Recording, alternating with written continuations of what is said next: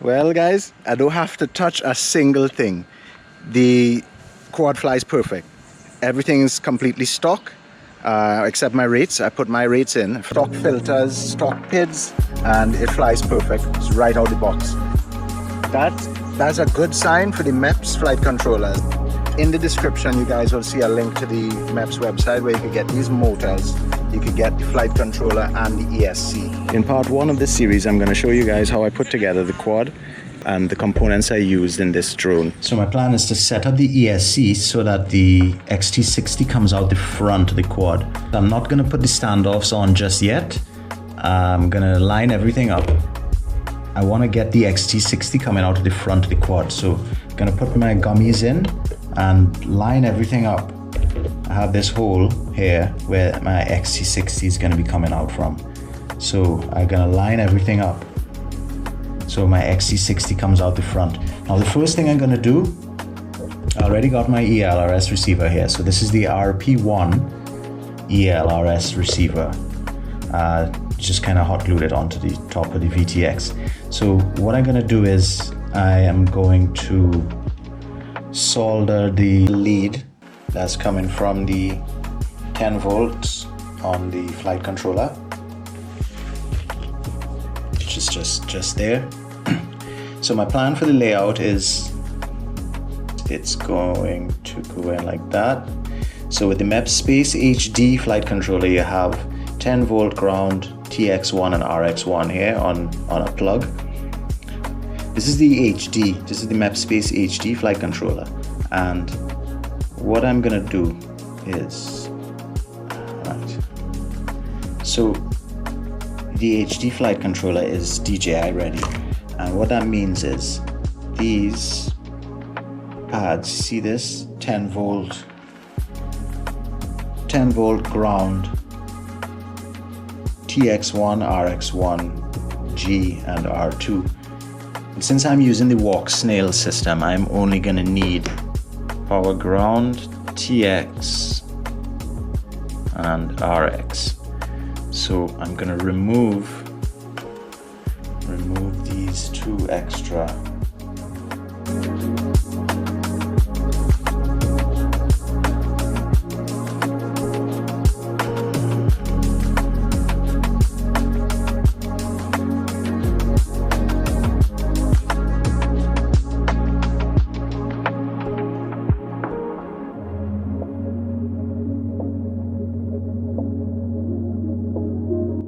See, there's always this dead space in the back of the camera, and I'm gonna utilize that dead space. So I don't need to put my capacitor on a length of wire. I originally was gonna use this 1000 microfarad cap with an extension and maybe let it sit somewhere in the back there like that. But I decided to use the capacitor that comes with the ESC. I'm gonna mount it just like this, facing the opposite way, and there's still enough space in between the camera and the ESC for my capacitor. This antenna is an antenna I used before. It's the Mamba left-hand circular polarized antenna, the long version. It's gonna sit off the back like that, off the back, the back standoffs. And this is just a little bit of sheath, the outer sheath from TV cable, just to stiffen it up a little bit. And I think that should be it. I mean, the plan's going to be to have it the opposite way around, so that is going to sit roughly. Slack the other way. Should take up the slack on this side. I'm just going to give this a little twist, a little small loop down the back. ESC is going to sit like that. Alright. So ESC is going to sit like that. Flight controller is going to sit like this, just on top. But wires from the flight controller to my VTX, we're gonna go go underneath. Just go past here like that. Alright.